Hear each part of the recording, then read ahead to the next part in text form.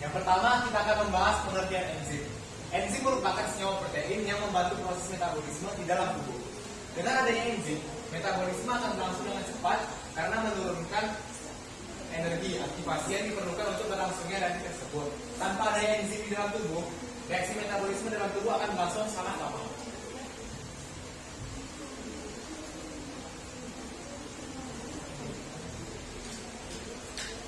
Dan yang kedua kita akan membahas struktur enzim. Struktur enzim terdiri dari dua komponen. Yang pertama ada gugus protein apoenzim, yaitu bagian dari enzim yang tersusun dari molekul protein. Dan yang kedua gugus non protein atau holoenzim, yaitu bagian dari enzim yang tersusun dari senyawa non protein.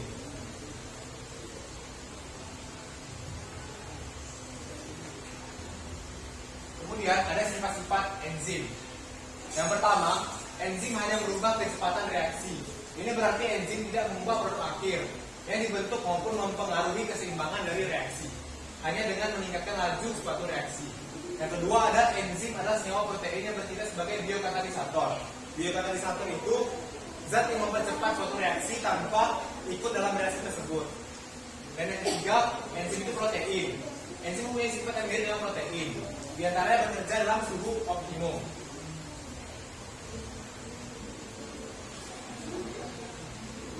Keempat, enzim dibutuhkan dalam jumlah yang sedikit sesuai pada fungsinya menjadi katalisator. Yang tadi saya bilang, enzim dibutuhkan dalam jumlah yang sedikit. Dan yang kelima, enzim bekerja bolak-balik. Reaksi-reaksi yang telah dikendalikan, enzim bisa berbalik. Itu berarti bahwa enzim tidak dapat menentukan arah reaksi, namun hanya mempercepat dari laju reaksi, jadi tercapailah keseimbangan. Yang keenam, enzim bersifat termolabil, yaitu aktivitas enzim yang dipengaruhi oleh suhu. Apabila suhu yang tinggi, maka kerja enzim akan lebih cepat. Dan ketika suhunya rendah, maka enzim akan bekerja lebih lambat.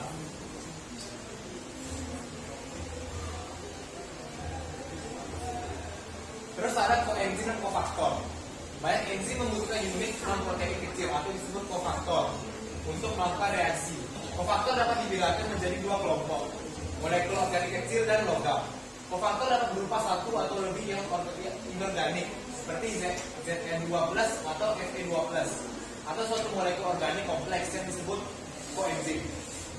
Berdasarkan interaksinya dengan enzim, koenzim dibagi atas dua jenis, yaitu koenzim terlarut, soluble koenzim, dan gugus prostetik group. Koenzim terlarut terikat sebagai substrat selama reaksi, mengalami perubahan kimiawi, kemudian dilepaskan kembali. Bagian dari substrat yang diikat oleh koenzim kemudian ditransfer ke substrat lain atau koenzim dari enzim yang sama.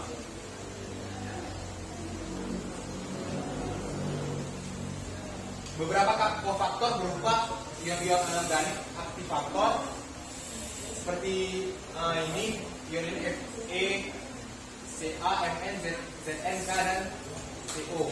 Gugus prostetik seperti FAD, koenzim seperti NAD.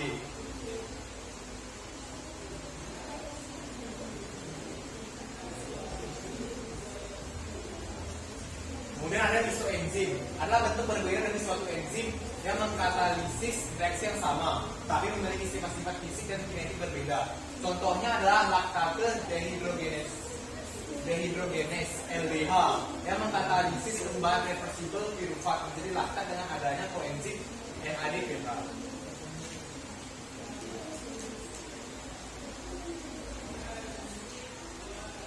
Faktor yang mempengaruhi kerja enzim. Yang pertama adalah suhu. Enzim tersusun dari protein, sebab itu enzim sangat peka terhadap suhu. Suhu yang terlalu tinggi dapat menyebabkan denaturasi protein, dan suhu yang terlalu rendah dapat menghambat laju reaksi. Setiap enzim mempunyai suhu optimum yang spesifik. Jika enzim berada di bawah suhu optimum, maka kerja enzim akan terhambat.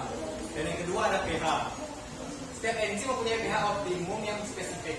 Perubahan pH mengakibatkan sisi aktif enzim berubah sehingga dapat menghalangi terikatnya substrat pada sisi aktif enzim. Selain itu, perubahan pH juga mengakibatkan proses denaturasi pada enzim. Yang ketiga, konsentrasi enzim dan substrat. Agar reaksi berjalan optimum, perbandingan jumlah antara enzim dan substrat harus sesuai. Jika enzim terlalu sedikit dan substrat terlalu banyak, reaksi akan berjalan lambat dan bahkan ada substrat yang tidak terkatalisasi. Semakin banyak enzim, maka reaksi akan berjalan lebih cepat.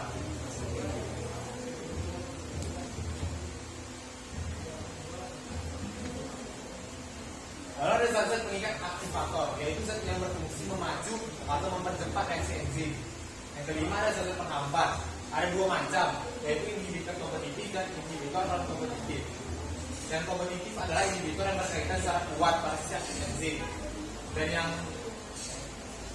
yang non kompetitif adalah inhibitor yang terikat pada sisi allosteric enzim selain sisi aktif enzim. Inhibitor ini mengakibatkan sisi aktif enzim berubah hingga substrat tidak dapat berkaitan dengan sifat sisi aktif enzim.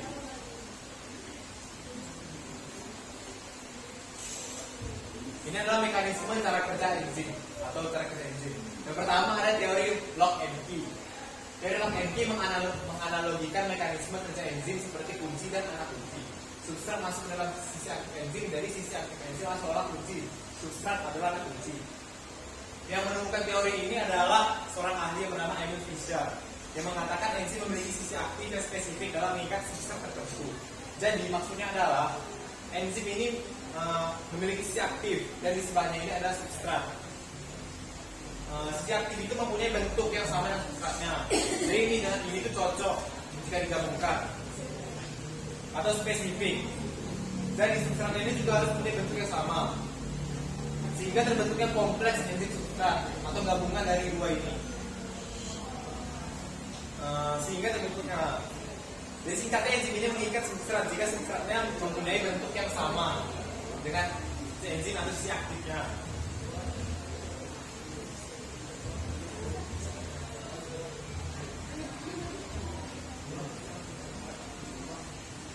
Yang kedua ada teori Inderspeed. Teori Inderspeed mengemukakan bahwa setiap molekul substrat memiliki permukaan yang hampir pas dengan permukaan sisi aktif enzim. Jika substrat masuk ke dalam sisi aktif enzim, akan terbentuk kompleks enzim substrat yang pas. Yang menemukan teori adalah Daniel Krasler. Dia mengatakan enzim memiliki sisi aktif yang fleksibel dalam mengikat substrat. Jadi maksudnya adalah bagaimanapun bentuk enzim ini, bagaimanapun ya substrat ini, bagaimanapun substrat ini dia akan menyesuaikan dengan bentuk ini. Jadi bisa bergabung dan membentuk kompleks enzim substrat. Terakhir ada klasifikasi enzim. Yang pertama oksidoreduksase mengatalisis reaksi oksidasi dan reduksi, contohnya oksidase dan dehidrogenase. Transferase yaitu mengatalisis pemindahan gugus, contohnya sulfotransferase dan metiltransferase. Ketiga ada hidrolase yaitu mengatalisis pemutusan ikatan kimia dengan penambahan air, contohnya selulase dan amilase. Yang keempat ada liase yaitu mengatalisis pembentukan ikatan rangkap dengan melepaskan satu gugus kimia, contohnya pirufat dekarboksilase.